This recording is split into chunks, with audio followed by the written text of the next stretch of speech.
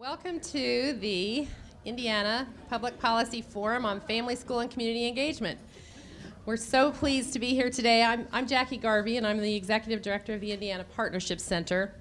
We've been working with families to empower and engage families to be better connected to the educational lives of their children since 1996. And we've made a lot of friends along the way.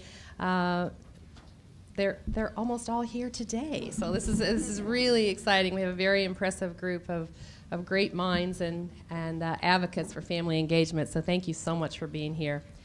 Ever since I attended a policy forum in Washington D.C. a little over a year ago, I was so inspired by what can happen when you get a group of leaders together to really push the envelope and to create some policies and practices so that we can move to the next level for family and school engagement. So I have great hopes for today, and I again really appreciate you being here. We know that family and community engagement are two of the 5 essential elements for improving schools, and today I know we're going to be highlighting with our wonderful hosts, Ann Henderson and Marty Blank, our wonderful panelists from Indiana and nationally, that will be really highlighting what the research says, how we can use data better, and looking at some of our legislative, local, federal, and state issues. So I know it's going to be a great day. The Indiana Partnership Center, our wonderful staff, good morning, Diana, and our board of directors has done a great job in planning the day, and it's a great format, so I think that you will enjoy that.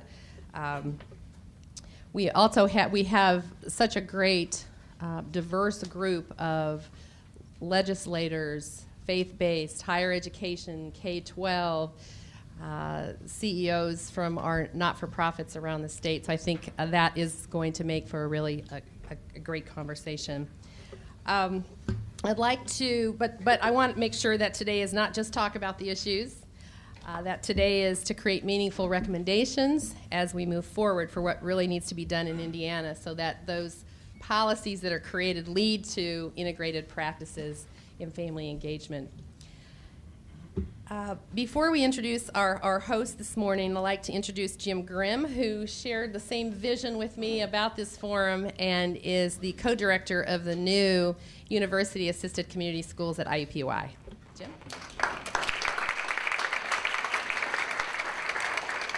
On behalf of the new center, I would like to welcome you and tell you that we are here because we do share the vision that school, community, and family engagement is the key to academic success, and that's what you're going to hear about today.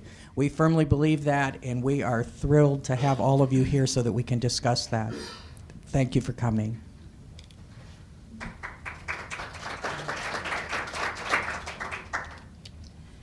Well, it's now my pleasure to introduce Ann Henderson. Ann is one of our hosts today. Marty Blank will be here around 11. Unfortunately, his flight from Washington, D.C. got canceled late last night, so he's still on his way. But so they'll be co-facilitating this afternoon. But Ann is not a stranger to Indiana. She has been here many times since the 80s, I think, first through the Lilly Endowment when she was working on family, school, and community engagement. And then for the last 15 years, she's been here numerous times through the Parent Information and Resource Center and has provided wonderful guidance to us in this work. She's from D.C. and she's with the Annenberg Institute for School Reform. Is a prolific writer on family and school community engagement. She first started looking at the research and the studies on family and community engagement. I think last night she was just telling me her first work was in 1981. Right. So she's done 5 major reviews over the years around what research says about family engagement. The 2002 New Wave of Evidence was her latest study. And she was saying last night it's probably about time for her to do another one. Many of you have read her book Beyond the Bake Sale, which she first wrote in 1986, I believe. And then it was so popular, really helped us look at family engagement in a new way that was connected to student learning. She and her colleagues, Karen Mapp, Don Davies, Vivian Johnson, redid the book in 2008, and so that has been, many schools use that as a book club book. It's been such a great contribution for practitioners because it really lays out what are those really particular things that schools and communities can do to improve their practice. But I always enjoy Anne. One of the things I respect about her is that she uses her own experiences as a mother and now recently a grandmother to really guide her work. So please join me in welcoming Anne Henderson.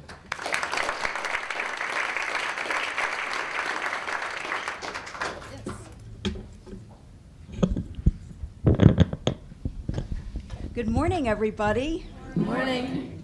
I was just counting back. I think it's been about 25 years that I have been coming to Indiana. I have met and worked with many of you in the audience, and it's always wonderful to see you again and to have this chance to get together and talk about this. I was telling somebody last night at dinner that when I first started doing this work and focusing on the research, I felt like I was onto something. That was back in 1981, after Congress had repealed just about all of the parent involvement requirements in the law at the behest of the Reagan administration, citing, remember that? Get Washington off people's backs. Does that sound familiar? Mm-hmm. So what we're going to do now, before we start with our wonderful panel, we have a series of 3 panels coming up. Each one will talk for about 35 minutes, and we're going to try to keep it really interactive, no talking heads droning on for hours on end. We're going to have a lively discussion. Then you'll be working at your tables on questions that we suggest for you to use. They're just prompts to think about different areas that have been raised by the panel, and then we'll take about 15 minutes to bring up your questions and shoot anything back to the panel that you would like. So we'll do 3 rounds of that, 2 before lunch, 1 afterwards. And the first panel has to do with reframing family and community engagement and thinking about what it needs to look like as we go forward into our new century. The second panel will look at policy and what kind of policy needs to be in place to leverage existing resources to make the kind of new innovative forms of family engagement and community engagement that really do have an impact on student achievement, how to create an infrastructure and build capacity to do that. And the third panel is going to look at data. We've got reams of data. How do we use it? How do we present it to families and community members in ways that they can not only understand it, but use it? But first, let me give you a little briefing. So I decided to try to make it really clear, right from the beginning, that we need to see family and community engagement as a core strategy for school reform. It's not something you do later. It's not something you do if you have the time and resources, and it's not something you do on the side. It needs to be integrated into every strategy that we're using to turn schools around. And I've been documenting this, as Jackie said, since 1981, and I can tell you there's an enormous body of research, and it's all positive. Family engagement and drawing in community partners has a powerful, sustained impact on student achievement and success in life. And some of the things that we see are that students earn higher grades and test scores, they like school more, they tend to go to school because, they like it better. And they feel safer there. They tend to adapt, they tend to challenge themselves, and they tend to go on to high school, to graduate from high school and go on to college. Now, as somebody who's been tracking the research for all of these years, I can tell you we've got a fantastic new study. It's the best, most convincing study we've ever had, and the AERA Journal said it was the most important study on school reform of the last decade. Researchers from the Consortium on Chicago School Reform, which collects very comprehensive data every year from every school in Chicago, so they have an enormous database. They looked at what is present, what are the characteristics in schools that have turned around, and what is absent in schools that have stagnated or declined. And what they found was 5 essential ingredients. Now, you know how we're kind of faddish in school reform, and right now everybody's talking about what? Teacher quality. Well, that's great. We absolutely have to have high-quality teachers, but is that alone enough? No. And they're not just 2 or 3 things, they're 5 things. And the presence of strong ties with families and the community makes it far more likely, like 10 times more likely, that students will improve in reading and math. So the 5 things, and you could probably have come up with them right off the top of your head, are, a strong leader, instructional guidance, that's good professional development, good materials for teachers, high quality teacher capacity, school climate. How many of you have heard that? Well, that's kind of soft and fluffy. No, it's the soil in which everything else has to take root. And finally, but not last, family and community ties. Now, take a look at this. This represents the likelihood that a school will improve if it is weak in the 5 areas. You can see it sort of hovering around the 10% mark. And this is the likelihood if it's strong in the areas. If a school is strong in all 5 areas, it's about 100% likely to turn around. And if it's missing even 2 areas, its chances just nosedive. Now, what was interesting to me is they're all about equally important. And family engagement, which is the second one, you can see it's right up there with everything else. But what's important is their interaction with each other. So this is what's saying we have to do it kind of all at once. We can't say, well, first of all, we're going to work on teacher quality, then we'll bring in leadership, then we'll do profession. No, it all has to happen at once, especially working with families and community. They need to be at the table as school reform is being hammered out.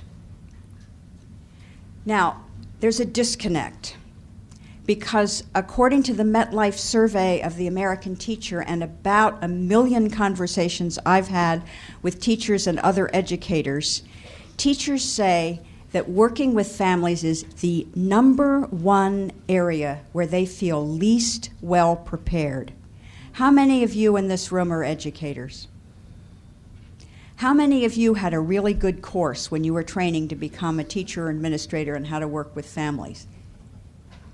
A few. That's good. That's because you're in Indiana. Indiana has paid more attention to this. And also, I want to say to my dear friend Jackie Garvey that as somebody who's worked with the perks all over the country, you have the very best perk I have ever worked with.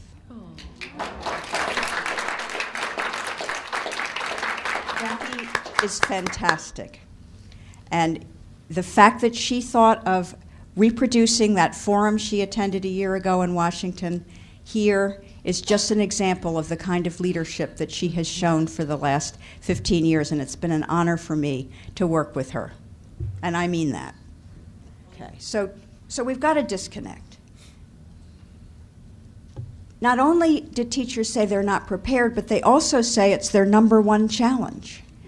So we have a lot of work to do to build capacity in our schools and to build infrastructure in our districts and at the state to support teachers to be able to do this where the rubber hits the road, which is in our local school communities.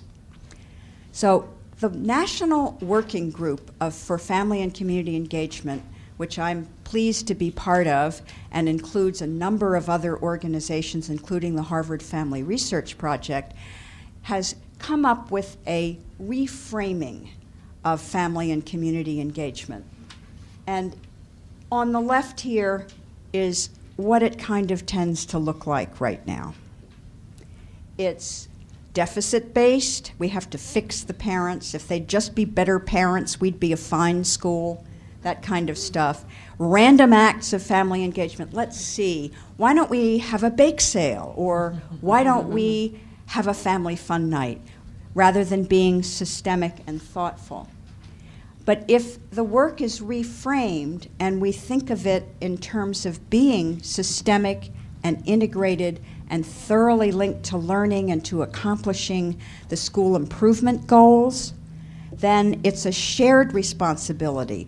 Instead of parents, you need to get your kids to bed on time, we're thinking, how can we together as parents and educators make sure kids master the skills they need to have? If it's strength-based, then it's let's build on what families are already doing and how they would like to be more involved and what kind of resources and supports they need to do work with their children at home and in the community.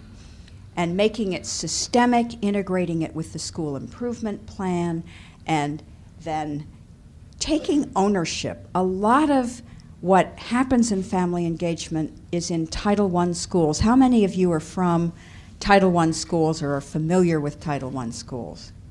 Almost everybody. It goes out to every school district. But it's a big, old federal program, and there's a compliance mentality, isn't there? And so when we look at school family compacts and things like that, they're just boilerplate, cranked out by the district, and nobody owns them. And we need to take ownership and do what we need to do in our school that's really going to work for our kids and families, and understand it's part of a continuous improvement cycle. Because as Larry Lazat used to say, you're either getting better or you're getting worse. There's no such thing as a steady state. So I'm going to turn this over to Jane now to talk to you about this from the community schools perspective, and then we'll get started with our panel. So as you can see, I am not Marty Blank, but I am, as you heard, Marty's... You're shorter than Marty. Yes. But he's one of my favorite co-conspirators, so I'm very honored to have the opportunity to stand in for him. The Children's Aid Society, where I work in New York City, is actually a founding member of the Coalition for Community Schools, and we, along with a couple of other partners, started the coalition in 1997 as a vehicle for really advancing community schools from an advocacy perspective, particularly a federal policy perspective. And I have to say Marty and his team have done a great job of that. And so I'm going to talk not about advocacy and public policy, but I'm going to talk about community schools and what we're really talking about. I'm glad that Anne talked about family and community engagement as a strategy. And I want to talk about community schools as a strategy for improving schools and doing all of the things that Tony Bright talked about in his wonderful book. And I agree with the view that it's the most important study in the last 10 years. It was on the cover of Ed Week in April of 2010.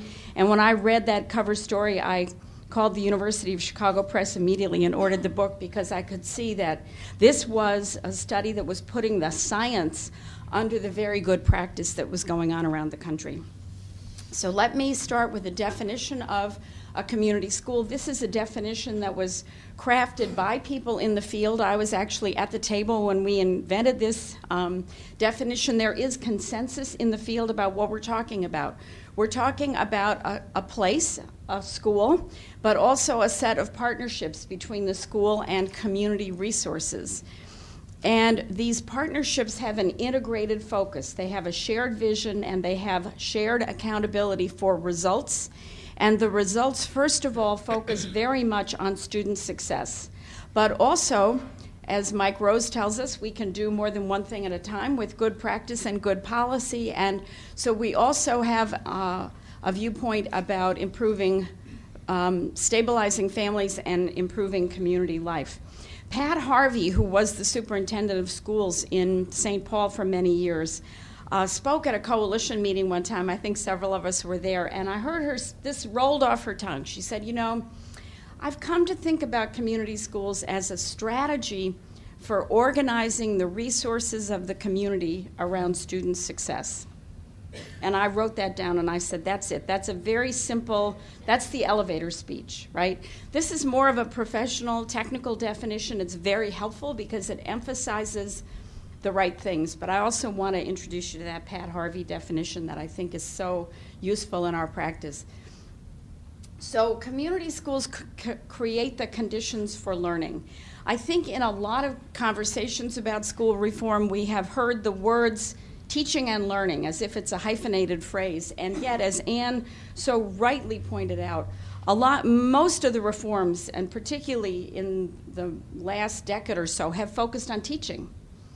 And yet, we know that if we don't also address the conditions for learning, if we don't make sure that children are ready for school, we have tons of data about how early the achievement gap really starts. So community schools is a strategy that addresses the conditions for learning and works through the partnership on both the teaching and learning sides of the equation. So yes, we're concerned about school readiness. We're concerned about student motivation and engagement. We know we cannot get where we need to go if students are not partners in the process. And of course, the school has to have a strong core instructional program. And that means qualified teachers. It also means a challenging curriculum, all the things that Tony Breich talked about. And really 3 of the 5 essential ingredients are about the instructional program. But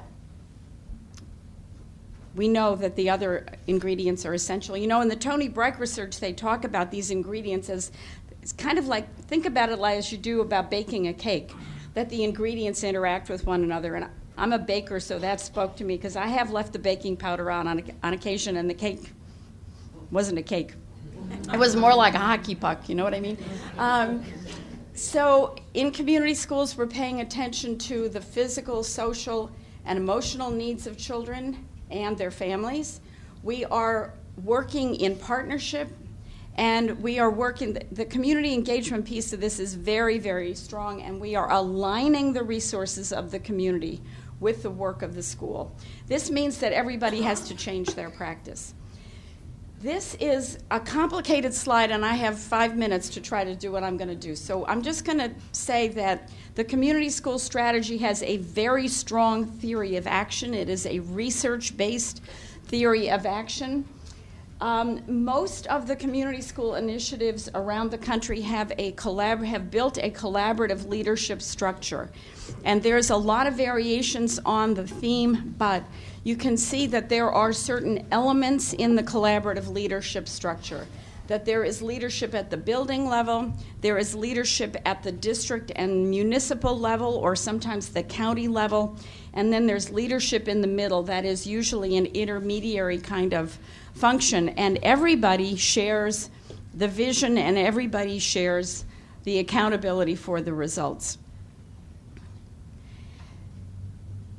Why community schools work is that we are bringing additional human and financial resources into schools and aligning them with the work of schools. We are working on both academic and non-academic competencies, and we are removing barriers to children's learning and healthy development. And in the process, we're also building social capital. We're building Tony Breich talks about 2 different kinds of social capital, bonding capital and bridging capital, and we can get into that in the discussion if you'd like. But we know how important social capital is for all of us. And sometimes it's almost like the water that the fish see. That if you have a lot of social capital, you may not recognize it. But what Tony Breich's research showed was that the lowest income neighborhoods and the highest poverty schools had the least access to social capital. When you do community schools in a high-quality way, when you have all 5 of those ingredients, and when the ingredients are of high quality, good things happen. There are gains in student achievement. There are also lots of gains in non-academic development. Students do better socially, emotionally, physically, and morally. We also know that family engagement increases in community schools. We have data from some of our own work in New York City. I showed you some of the pictures of our work. But the community schools, compared to comparable schools in a quasi-experimental study, had much, much higher parent and family engagement. The community schools research, and there are now scores of studies about community schools, that teacher attendance is better in community schools because teachers report that they now like to come to school because they don't have to be the social worker, the guidance counselor, and the police officer.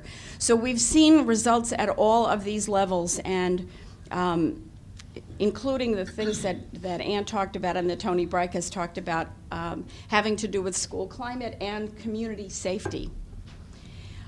We want to make sure that so now I'm doing a commercial for the coalition, but the coalition are us, right? That the Coalition for Community Schools is having its national forum in San Francisco in May, and it's going to be a wonderful learning event where we're all going to learn from one another. And here are some resources from the coalition. So if you have never been on the coalition's website, I encourage you to do so. That is www.communityschools.org. So I'm humbled by the opportunity to stand in for Marty, but grateful to have your ear for a few minutes. Thank you.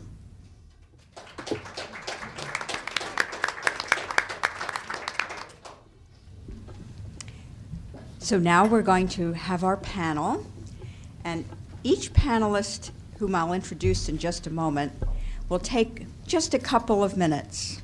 Panel, couple of minutes. If you hear that noise, that means time to wind down. And then we'll start to have a sort of lively and interactive discussion among the panelists about their different perspectives and views and what they can bring to this. So right to my right, of course, is Jane Quinn, who just spoke. Jane is Vice President and Director of the National Center for Community Schools at the Children's Aid Society in New York. And then we have Diana Daniels. Diana is the Executive Director of the National Council on Educating Black Children. We have Addie. Hi, Addie. Hey. Addie Smiley Angeloff, who's Assistant Professor of not only special education, but also multicultural education at the University of Indianapolis.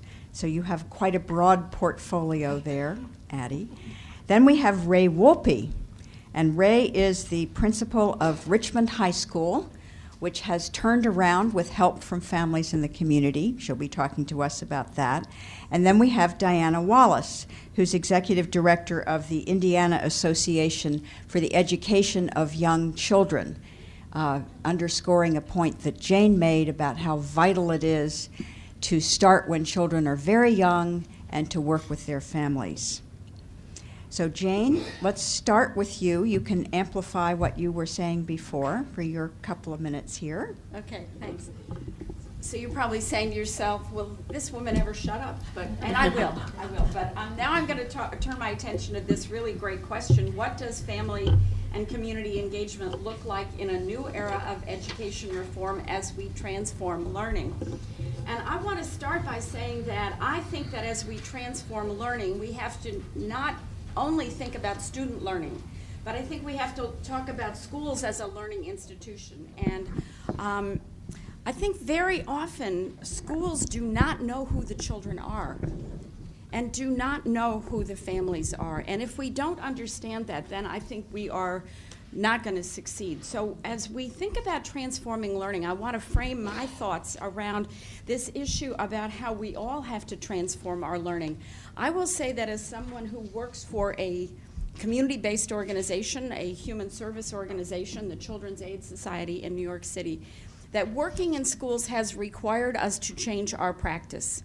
We used to think that cognitive development was somebody else's job, and that our job was social, emotional, physical, and moral development.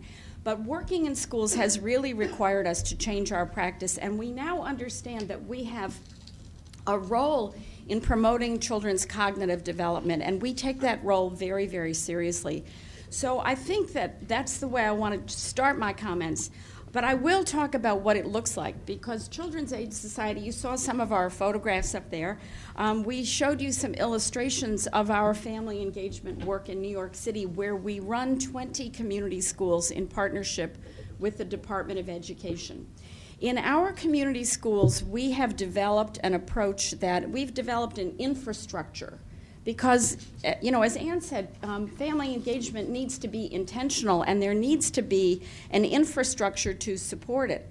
So in each of our schools, we have a parent coordinator who intentionally is someone from the communities. The local knowledge about neighborhoods is really important. This issue about social capital is really important. So our parent coordinators are not hired from off the civil service list, which is what the New York City Department of Education did when it launched a big parent coordinator initiative, which I think that initiative was good, but I think they made a big mistake by not hiring people from the community who speak the language or languages of the community and who know the community and who are recognized as natural leaders in the community. So that's one element of the infrastructure. Another element of the infrastructure is a place for parents to go in the school, a place where their needs are attended to. And we call that a family resource center. And we try, real estate is important. We try to have that family resource center on the first floor in a very visible place. In one of our schools, there's a big neon sign that greets families as they come in the school. It says Family Resource Center. That's a great way to do it. We do a lot of workshops for families that are very much along the strengths-based approach, and making sure that parents know what the school expects of them, and making sure that we are responding to the requests, needs, and interests of the families.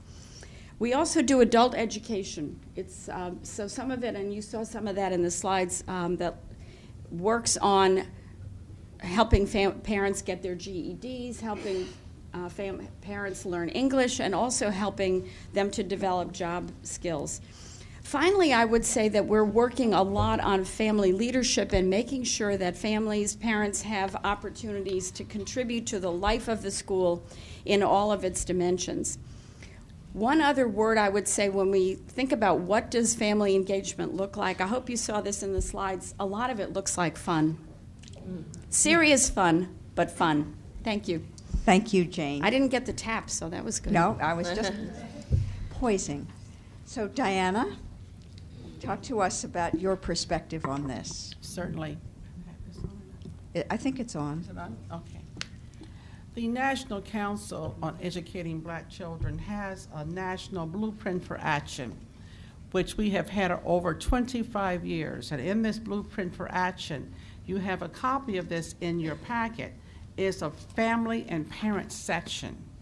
This section actually details what we believe is a stakeholder approach to educating children of color, especially black children. Over the past 2 years in this state, NCEBC has centered our work on African American cities and communities.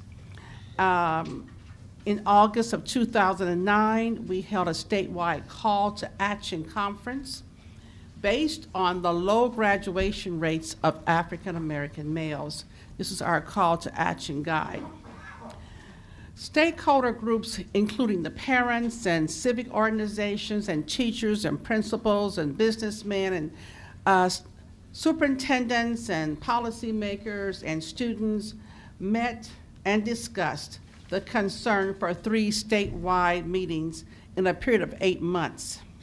Many of you in this room were a part of those meetings, including State Representative Greg Porter, who led that charge.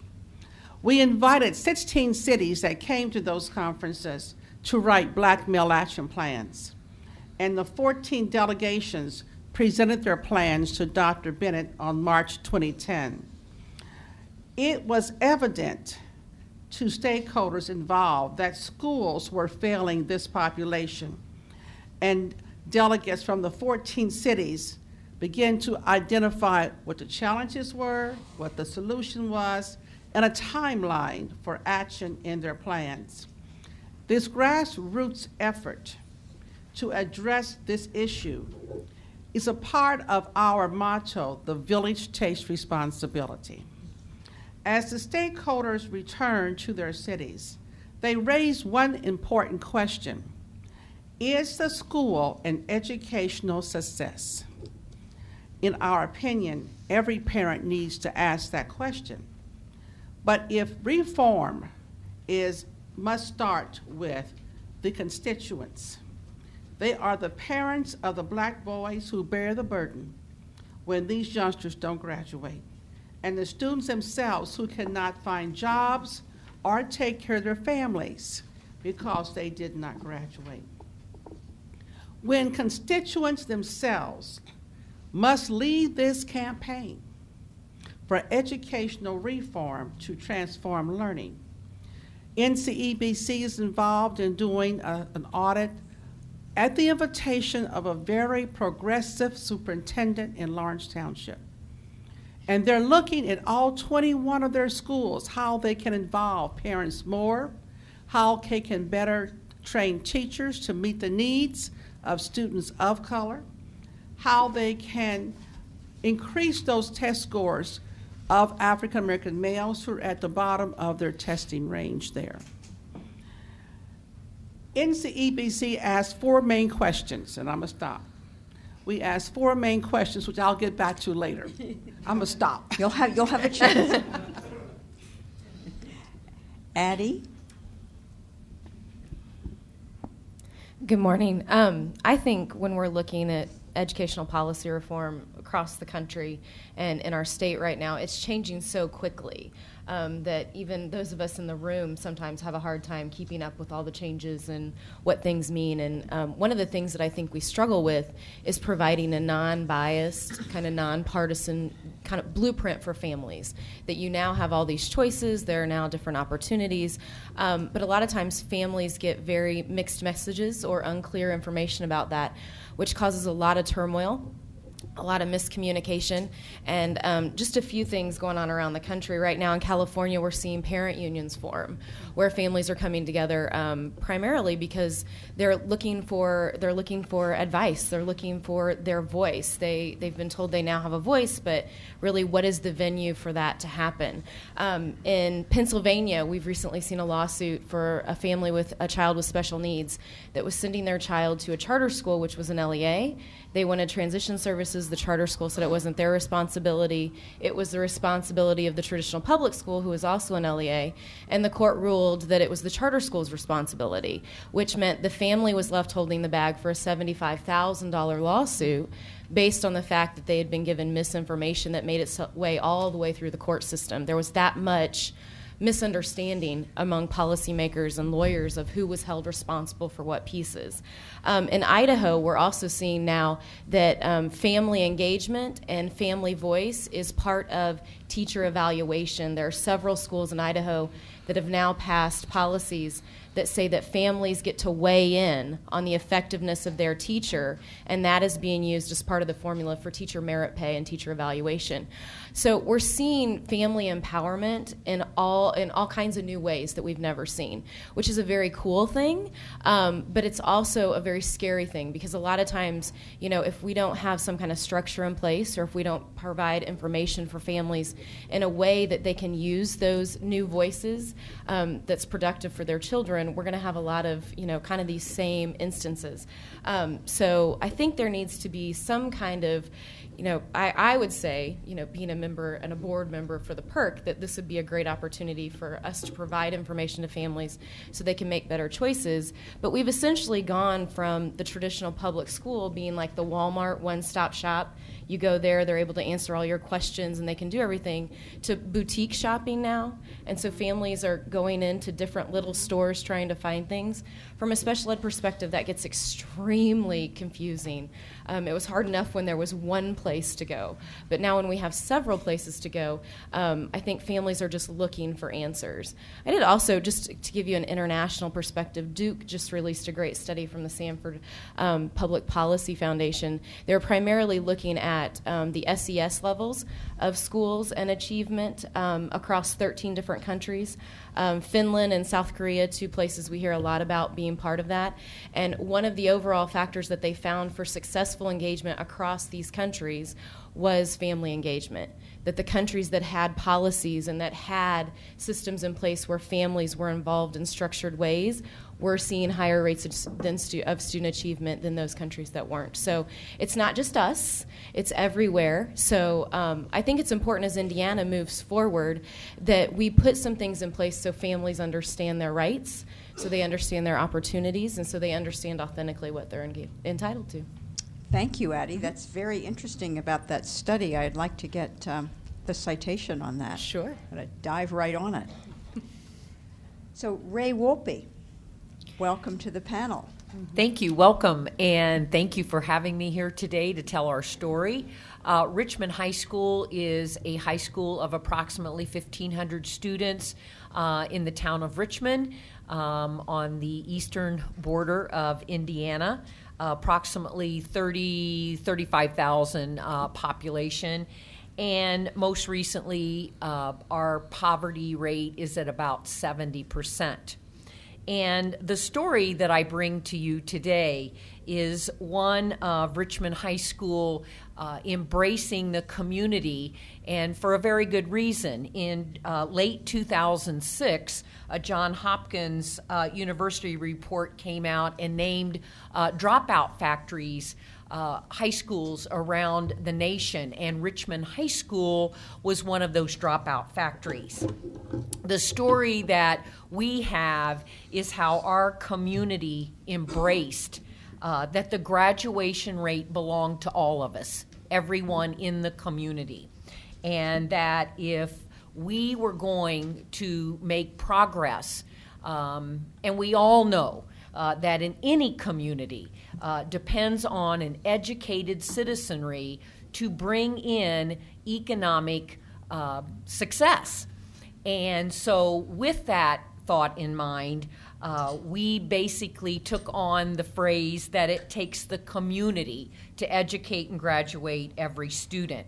And we did that by raising our graduation rate to 82% the last 2 years, and that was accomplished through the efforts of our community and our parents.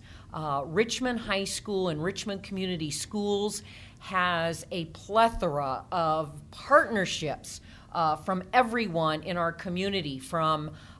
We are fortunate to have Ivy Tech, Indiana University East, and Earlham College, of which we have partnerships with. We have partnerships with our Boys and Girls Club, who provides programs after school, as well as obtaining grants for tutoring and academic help. We have a countywide partnership for youth that contains a cross-section of businesses and nonprofits that were instrumental in helping our community obtain one of the National Safe Schools and Healthy Student grants. We have a great partnership with communities and schools, and I cannot say enough about communities and schools. Our Wayne County Foundation, we even had an education summit that was put together by our Wayne County Foundation and a learning corporation that was established. So again, our story is one of a turnaround school that wouldn't have been possible without the collective efforts of our entire community. Wow, thank you, Ray. We'll get back to you with some questions. And now we have Diana Wallace, last but not least. Oh, thank you. Thank you. Thank you for allowing me to be here. I bring to you this morning a story of, and actually one of the most poignant lessons that I've learned in my career of over 30 years. Margie is a single mother of 3 young boys, all with disabilities. And Margie and I were working together, and I had a wonderful opportunity to work with her through a family literacy program that I was heading up at the school corporation. And Margie's 3 boys, one afternoon, I received a call from her, and she said, "Diane, will you meet me at the village pantry for a Coke?" And I said, "I'd love to meet you at the village pantry for a Coke." She said, "I need your help." When I arrived at the village pantry and I sat across from her, and Margie was working on obtaining her GED within the adult education program within our community schools, she looked at me and she said, "I need your help. Here's what I want for my family. I want to be able to fix dinner every night. I want to be able to give the boys a bath, and I want to be able to read bedtime stories to them. And I don't have time because of all of you coming into my home or all of the appointments that I must keep to satisfy and feel like I'm doing the job I need to do." The 3 boys were actually enrolled in the First Steps Early Intervention Program with developmental therapists coming into her home. Another child was enrolled in the Head Start program, which has a very healthy family engagement component. She was involved in our Even Start Family Literacy program, and I was actually coming into the home to support that. And the other child was in the special education preschool program. That lesson some 15 years ago, I shared with you that when we sat across to have that pop, it was my responsibility as an educator to bite the bullet and to call all of my friends together and to say, we must put back into her hands the goals she has for her family, and she and her husband have the opportunity for us to get out of there and for us to work behind the scenes to make it happen. So I bring to you today, I think that lesson still rings true with us. It's about respect, it's about relationships, and now, even more than ever, it's about resilience, and it's about shared outcomes. And it's about our behavior sharing all of those. And when I say those words are so easy, but when we look at the standards, I want us all to ask the question today, especially in Indiana, do our standards actually come from a place of respecting families, respecting children, and respecting educators? Are our systems actually in place to respect, to bring resilience, to bring relationship, opportunity for relationship, and shared outcomes? Are our policies and our practices, do they actually play out so that we at the state level, at the community level, at the school level, actually can say that we understand the concern that I have about, and all families have, about the stress within children as we see them coming, about the stress that I see within teachers if you're going into the schools, and about the stress that we see within our communities. And as we move forward today in the conversation, I had another opportunity last week to actually have dinner with a brand new toddler teacher. She graduated college in May. It's her first job, and she's working in the toddler room. And she shared with me that on the first week of school in September, that the enrollment, the toddler came into school and he was very upset and crying, very aggressive, would not engage in any of the activities within the class. And she said, "Oh, Diane," she said, "I was really suffering because the group of toddlers were stressed. He was stressed, the group of toddlers stressed, and I was stressed." She said, "I kind of stopped, took a deep breath. I didn't come from what assessment am I supposed to be doing today. I didn't come from do I have the lesson plan on the wall in the right place. I didn't come from is the temperature of the water the correct temperature." She said, "I came from I need to talk to the family." She said, "I called the family, and after talking with the family, found out that this little guy had had 2 of his uncles move into the home within the last month, that he was having tremendous difficulty sleeping, and actually when he was coming to school, he was tired. He was tired." She said, what I've ended up doing is changing all of the practices in our classroom. And she said, and she's having dinner with me to look at me and say, I don't know if it was the right thing to do, but it worked. And I looked at her and said, it's the right thing to do. She said, he now comes and we have snuggle time. It's built in. And if he needs a nap, he has the nap. She said, now in 6 short weeks with working with his mother, we're working on making sure that he has the right amount of sleep. We're making sure that when he comes in that he has the sufficient amount of quiet time he needs. And now, she said, I see him engaging in all of the activities and everything we're doing. What a brave first-year teacher to stop, to say, what do I need to do to make this work? What do I need to do to put it on the back burner? And the shared outcomes piece, I say to all of us in the room, if we really mean that, then we give up. We give up as educators, as community leaders, and policy advocates. We give up thinking that we are the people with the information and the answers. So do we in the assessments that we're using across the state of Indiana, do we actually give copies of those assessments to the families? I can share with you, as a Head Start director for 13 years, that in one community we decided that our health department was actually using the Denver Developmental Screening. The pediatricians were using the Denver Developmental Screening. Do I think the Denver Developmental Screening is the answer? Absolutely not. But our families actually recognized, understood, and heard the multiple times the same message about the strengths of their child. We purchased copies of the Denver Developmental Screening, and actually the family ended up going through that screening with us, either in their home, on their time, whenever that was taking place. The difference that it made for all of us is that, number one, we demystified having the information and the answers. We gave the information and the answers right into the hands of the individuals that you want to have the answers. And it's okay to teach to the test, right? It's an assessment. We want them to teach to the test. And the other piece, the secondary outcome of that real shared outcome, was that families then knew that at the age of 3, you shouldn't be tying your shoes. So don't get upset about not having your shoes tied. I share with you those examples and those stories to say that they still ring true. Margie's message to me some 15 years ago. It's about respect first. It's about your behavior, showing that respect in our standards, our systems, our policies, our practice. It's about relationships. It's about resilience. And it's about shared accountability and outcomes. So, thank you. Wow. Thank you. I'm really passionate about it. This is a great panel.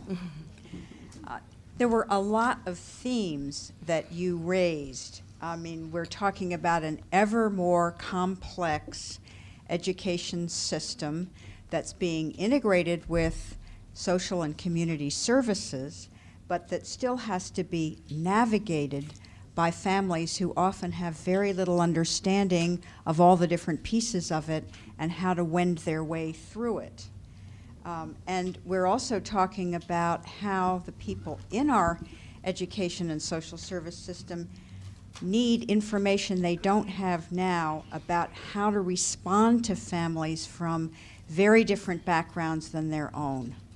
And not just cultural, but socio and economic. That is, class differences, which can be as glaring and treacherous to navigate as religious or cultural differences. And we also have to understand the best ways to share information with families so that they don't get all muddled up and confused transitioning from a public school to a charter school to a voucher school to a special education program and so on. Ray, you're talking about rubber hitting the road at your school. What are some things that you did specifically with your families to turn the school around? What are some strategies you used? Some specific things that we have done with our families has been through our Communities and Schools organization, and they have created a group called Parents as Leaders. Our superintendent, Dr. Boroff, who is here today with us, has also been, I have to give him so much credit because he's such a visionary leader and has helped and such a community-minded superintendent. And he has led the cause for our schools and our community to become partners in educating all children.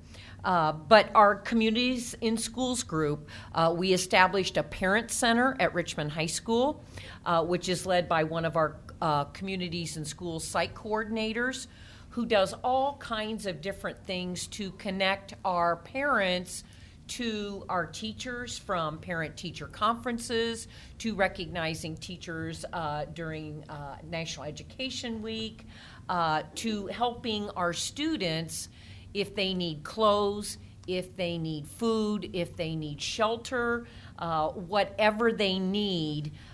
We have that available at school, and if we don't have it, what we do is direct them to a resource in the community that would provide food, shelter, clothing, the basics that children need before they can even begin to learn.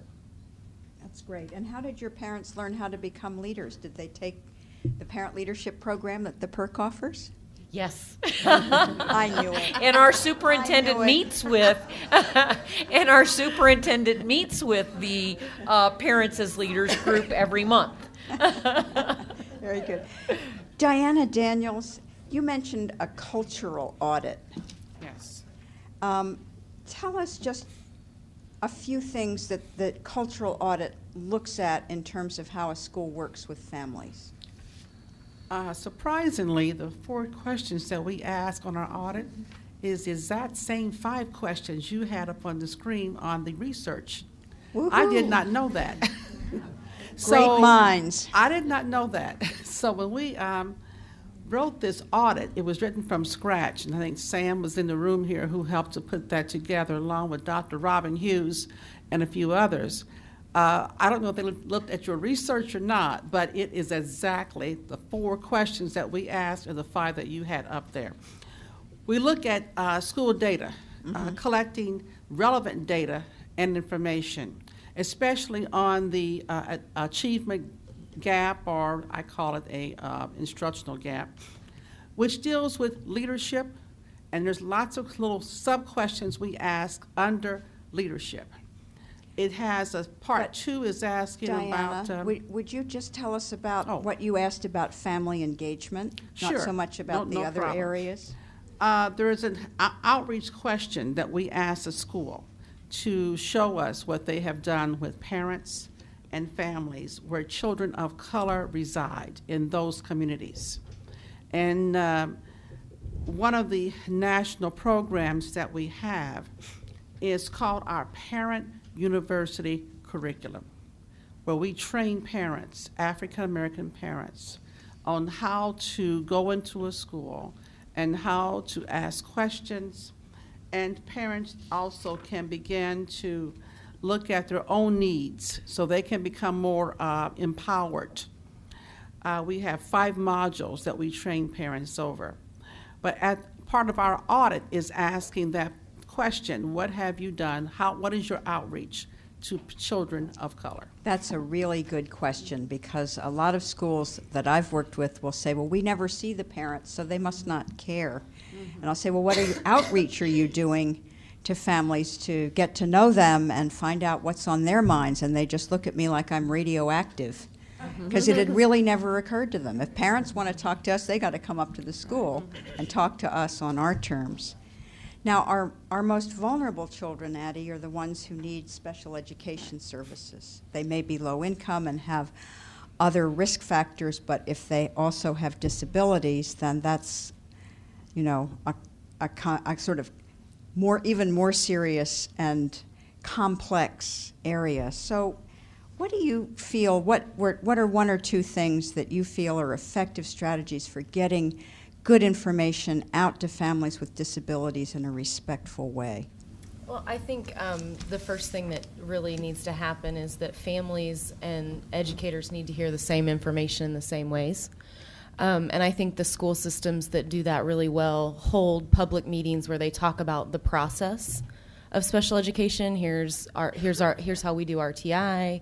Here's the process of the IEP all of those things, but they do it to both their teachers, their administrators, and their families all at once, so everyone knows how to play the game together. I think that's important. And also, you know, I do a lot of work with a school in Wayne Township, Lyndhurst 7th and 8th grade center.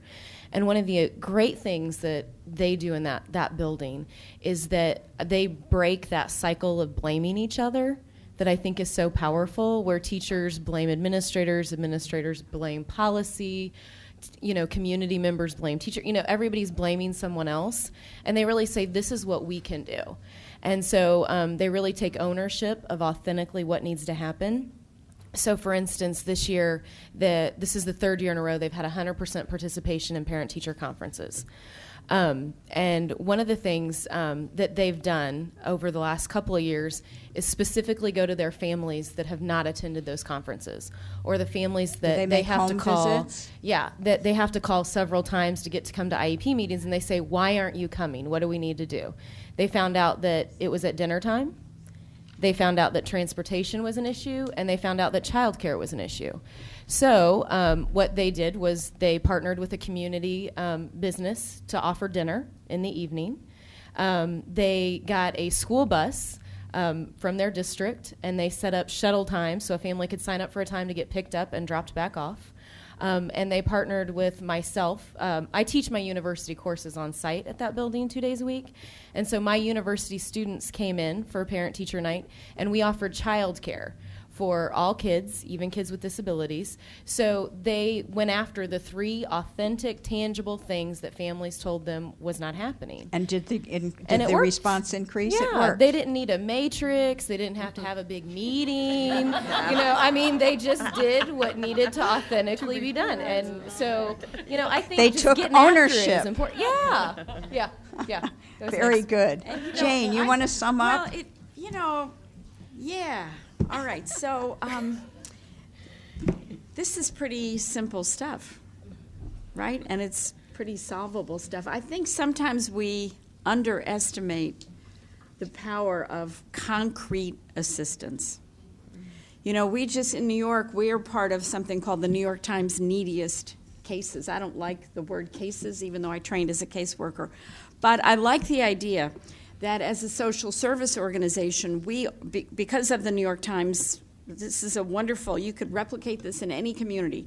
The newspaper it's the Robin Hood strategy, right? They collect money from people who have means, and they distribute it to people who have concrete needs. And I'm telling you, if we can keep a family from getting evicted, and if we can keep that child, in the school rather than going to 5 different schools during the year, we've done a whole lot. And I hear us saying that over and over again on this panel, that a lot of families, as we know, we read the newspapers, we talk to people, we know that poverty is increasing and that a lot of our families have very concrete challenges around food, around housing, around, basically keeping their heads above water. And so I think this is a great lesson in we have to listen and we have to respond and we have to be in a position to organize our resources differently. Very good. Thank you so much, panel. Now, what we're going to do now is, Jackie, are the questions at the tables? There are 5 questions that we're asking our participants to answer. Each table will answer 1 question, and you have a folder at every table. So if you open that first folder, you will see Panel 1. and then the table discussion question. So if you will take, are we doing good on time? 15 minutes. And what we'd like to do is, rather than have everybody accidentally choose the same question, I just want to number your tables. So we'll just go 1, 2, 3. No, they know? Okay, you know your question. Oh, okay, they don't have the whole list. Great. Good thinking. Okay, so whatever question you have, dive in. You have about 15 minutes. There are cards at your table. So if questions come up that you would like to address to the panel, write them on the cards. And you have, let's see, it's 9:45, so go to 10 o'clock. On this sheet, in your folder, you'll see an area for you to write out your recommendations. So as you're thinking about the question for your table, write out your recommendations, and then if you have questions or comments you want to address back to the panel, put them on the cards. After your 15 minutes, Angela Short will circulate around the room and take some comments and questions from the tables. So ready, set, go.